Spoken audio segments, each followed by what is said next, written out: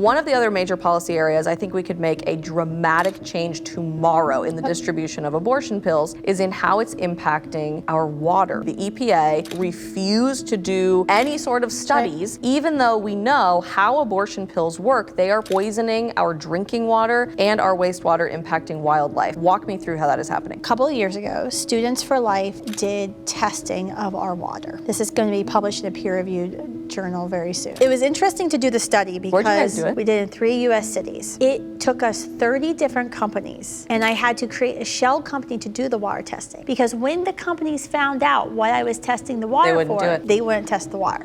So I actually had to hire a company overseas that was licensed to do water testing here in the United States. Then I had to hire another company that would collect the water to send it to the testing company. And the company who did my water testing thought they were doing it for an ag group. We tested the water before it got to the wastewater treatment plant, after the wastewater treatment plant, and at the tap. In all 3 cities, we found the 3 anti-progesterone metabolites that are only found in one drug on the market, Mifepristone. Not any other drug. I'm not talking about birth control. Is birth control in our water? Yes. But that's a separate problem. That's a separate problem. I can't help you if it's making your son gay. I don't know. This is the only drug on the market that has these 3 progesterone-blocking metabolites. Progesterone is very important to any woman who's trying to get pregnant, trying to stay pregnant, especially early in pregnancy, or if you're a man who's trying to develop your brain, because progesterone is really important to brain growth, especially in men.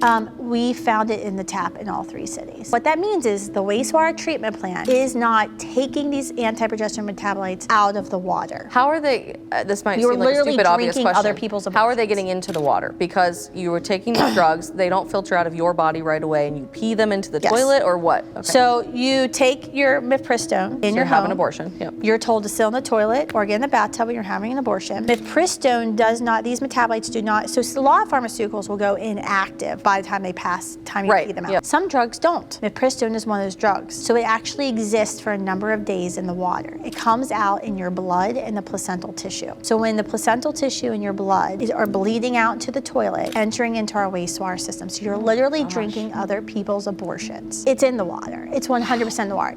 I do not know what the long-term effects of it are, because I run a group trying to end abortion. I'm not running a water testing company. Or an environmental agency. Yeah, environmental. Totally. Just thinking about the downstream, no pun intended, effects of this. We have infertility could you be inducing abortions, theoretically, in women who are pregnant drinking this water? The number one thing I hear from Gen Z young girls all the time is, do you think I'll be able to get pregnant? Because we know we're living an infertility crisis. If I had a friend who is suffering from early miscarriages, I would 100% tell her, stop drinking tap water.